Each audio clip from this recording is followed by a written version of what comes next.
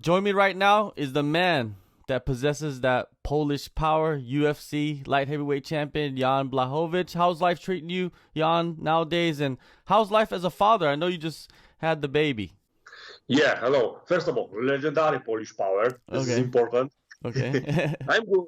I'm a father. I'm the UFC champion. All is good, I've got first title defense soon. Life is good, right now. All All good. right. Let's jump right into it. Your first title defense is against Israel Adesanya. A lot of people, when you won the title, they immediately started talking about who fights you next. And, Glover was mentioned, Thiago, all these fighters were mentioned. A lot of people wanted you to fight Glover. Why does this fight make sense for you, the one against Adesanya? I just, signed the contract. UFC give me the contract. I signed the contract. I don't choose opponents. This is not my job. I have to, go to the inside the octagon and win the fight. This is my job. I don't choose opponents. I never done this before, and I will never do this in future. So this is question for UFC, not for me. I'm just waiting and do my job inside the octagon. All right. Well, recently Glover Teixeira, he comes out. He says that he's the backup fighter. Do you see him as the number one, the clear number one contender for the division? In the division, yes, of course. He deserves for this. He beat a lot of guys, 4 or 5 wins strike. So he is number one. But we've got Adesanya, so he need to wait. I know what he feel, but sorry, this is life. Life is brutal. You need to wait more. I'm pretty sure under normal circumstances you would be fighting Glover next, right? Yeah, if not Israel, he will be next for sure. So maybe after when I beat Israel, I will fight against Glover. We will see. With Israel, there's a lot of reasons why he's fighting you, and one of the reasons is the hype. What are your thoughts on the hype surrounding Israel? I don't.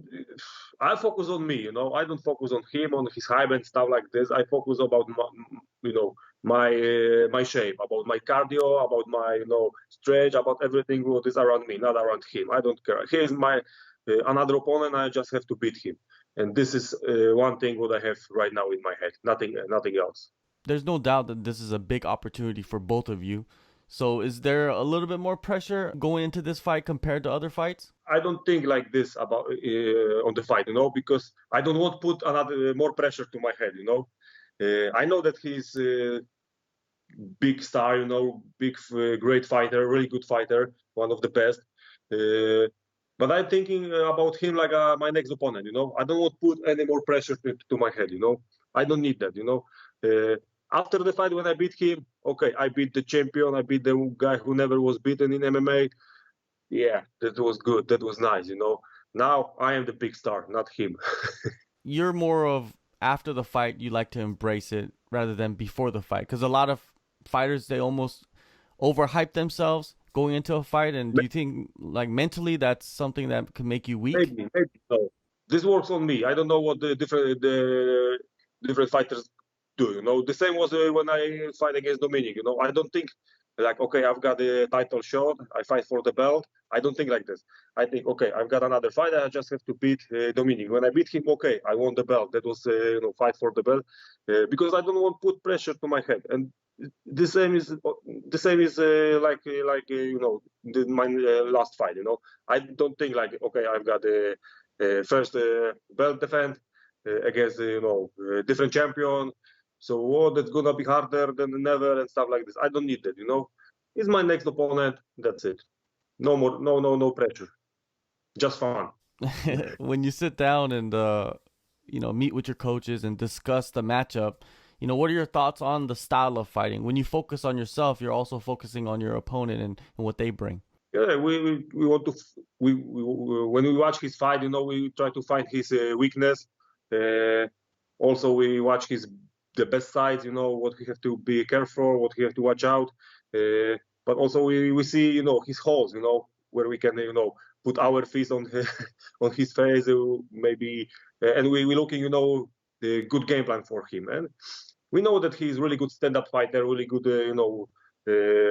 striking, really fast, good footwork, really fast, and he got his own style, but we are ready for that.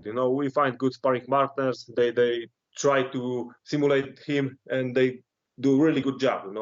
I've got good camp, good sparring partners, good sparring sessions.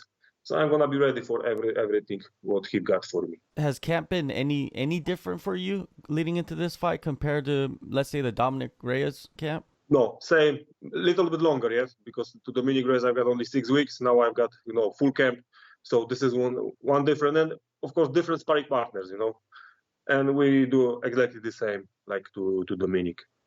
I don't change if something works. I don't change it. Only small detail.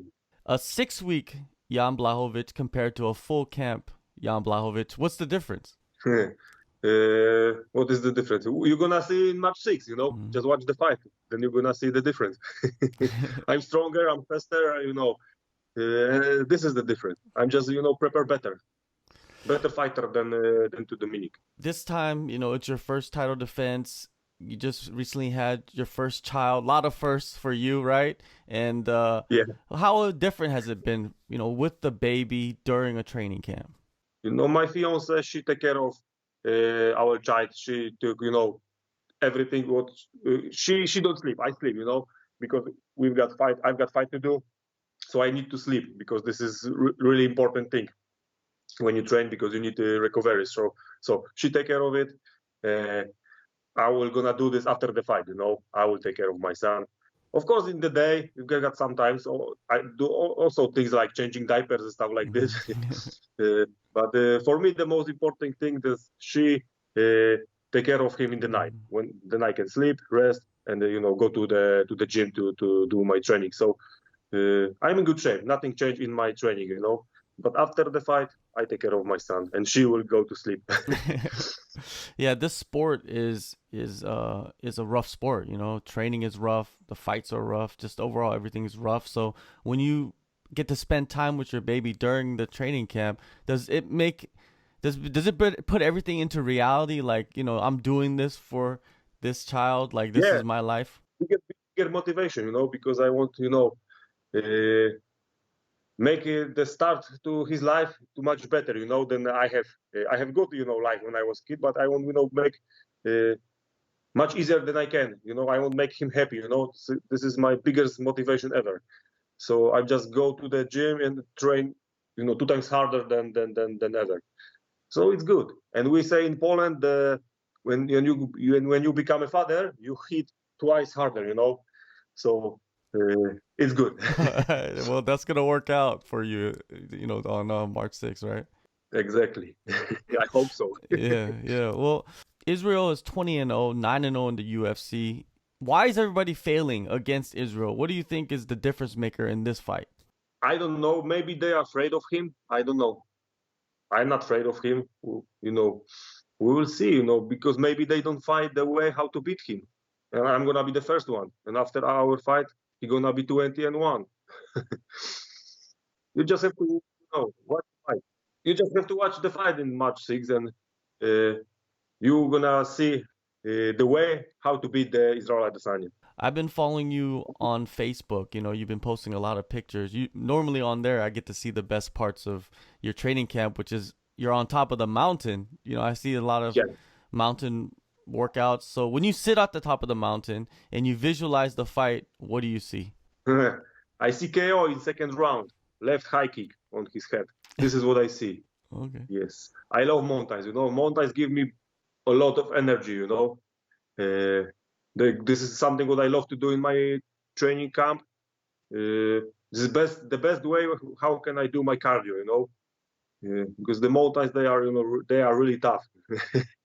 First of all, they take your power, but when you come back to your city, you come back to down, they give it back twice more. That's why I love to go to mountain.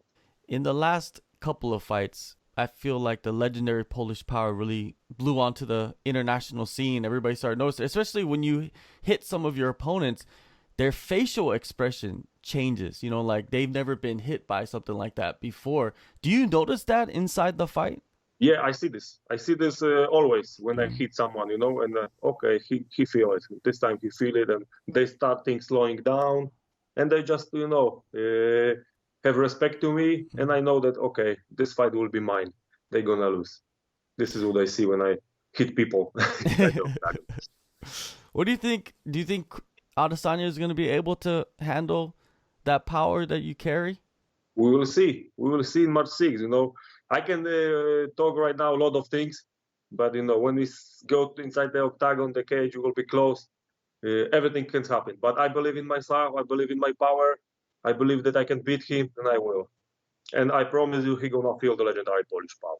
When you win this fight, there's a lot of possibilities that open up for you. I mean, even like for Adesanya, it seems like if he wins this fight, he's going to go on and fight Jon Jones at heavyweight. Could that be your plans? You win this fight, you could go up to heavyweight and fight Jon Jones? I will go to heavyweight, but not after this fight. Mm-hmm. I want to do 2, maybe 3 more fights, maybe 4 in 205, and then I will go to heavyweight. Not after this fight. But maybe if UFC call to me, hey, we've got a different proposition for you, maybe we'll go to heavyweight. So I will, okay, how much money you're going to give me for this? And I will start thinking about this. But I would like to do, a couple more fights in 205. And after, I don't know, maybe 2-3 years, I will go to heavyweight.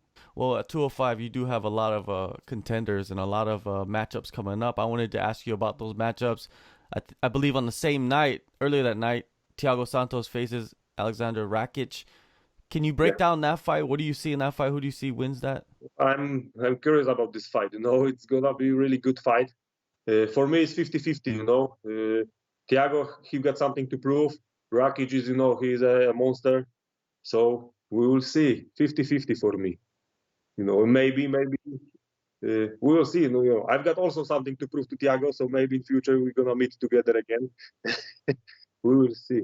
Are you hoping maybe for Thiago to win so you could face him possibly sooner than later? I believe that we meet together again. After our fight, we can be friends. We train together a little bit. So, I will gonna hold my fingers for him. Now, the other fight that's coming up that's pretty important for the division is Dominick Reyes versus Jiri Prochazka. Yeah, but they canceled this fight now because Dominick, he catch injury. And something like this. Yeah, but they rescheduled that fight. For me, would be better when Dominick won this fight. Mm-hmm. So Why is it better for Dominick to win the fight? Because I beat Dominick. Mm-hmm. So if Prochazka beat him, Yeah, I understand. Okay, yeah, you understand my way of thinking. Yeah, but also Prochazka is my neighborhood. Because he's from Czech Republic, so we are neighborhood. And I was born in the Czech